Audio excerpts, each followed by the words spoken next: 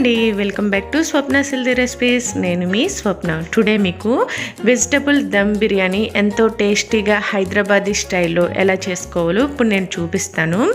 మామూలుగా వెజిటబుల్ బిర్యానీ చేసుకుంటూ ఉంటాం కదండి, అలా కాకుండా ఈ వెజిటబుల్ దమ్ బిర్యానీ చాలా టేస్టీగా ఉంటుందండి.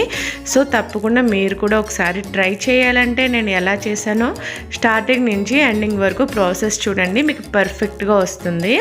ఫస్ట్ నేను ఇక్కడ వాటర్ తీసుకుని వాటర్లో లవంగాలు, యాలకులు, బిర్యానీ ఆకు, జావిత్రి అండ్ అనాస పువ్వు, మరాఠీ మొగ్గులు వేసానండి. ఇవన్నీ వేసుకున్న తర్వాత నేను రైస్ని ఒక హాఫ్ అన్ అవర్ పాటు నానబెట్టి ఉంచాను, బాస్మతి రైస్ని. నెక్స్ట్ మనం ఒక దలసరి వెడల్పాటి గిన్నె తీసుకుని అందులో ఆయిల్ ఒక 4 టేబుల్ స్పూన్ వేసుకుని మీడియంగా కట్ చేసుకున్న ఒక 3 ఉల్లిపాయల్ని వేసుకుని బాగా ఫ్రై చేసుకోవాలి. ఎందుకంటే ఇక్కడ మనం దమ్ బిర్యానీ కాబట్టి కొన్ని ఆనియన్స్ ఎక్కువ వేసుకున్నాము. సో నెక్స్ట్ బిర్యానీ స్పైసెస్ అన్నీ వేసుకోవాలి. అనాస పువ్వు, మరాఠీ మొగ్గ, బిర్యానీ ఆకు, జాపత్రి, జాజికాయ, మొత్తం బిర్యానీ స్పైసెస్ అన్నీ వేసుకుని మొత్తం అంతా ఒక 2 మినిట్స్ పాటు చక్కగా లో ఫ్లేమ్లో ఫ్రై చేసుకోవాలి.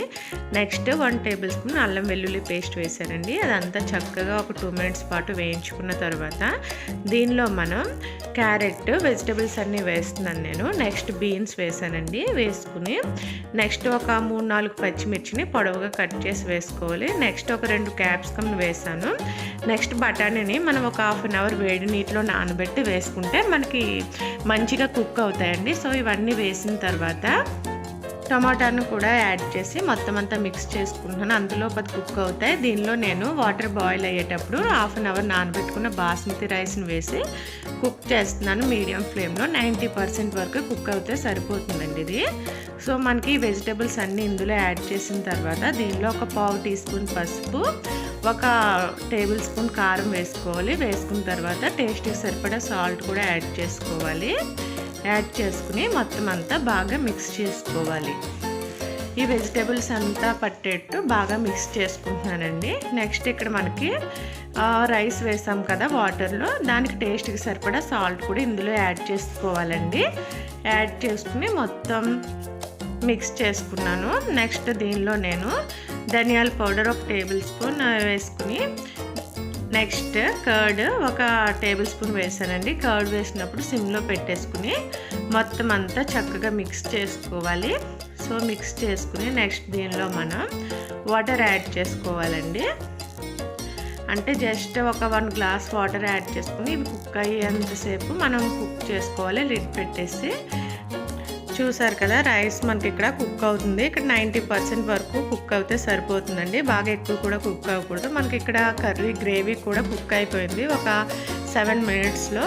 ఈ కర్రీ గ్రేవీ కుక్ అయిన తర్వాత వేరే గిన్నెలోకి సగం ట్రాన్స్ఫర్ చేసుకున్నాను నేను. చేసుకుని ఆ రిమైనింగ్ గ్రేవీ అందులో ఉంచేసి రైస్ కుక్ అయిన దాన్ని స్ట్రైన్ అవుట్ చేసేసానండి వాటర్ అంతా. నేను ఒక లేయర్ కింద వేసాను. ఇది సెకండ్ లేయర్లో కర్రీ వేస్తుంది అనమాట.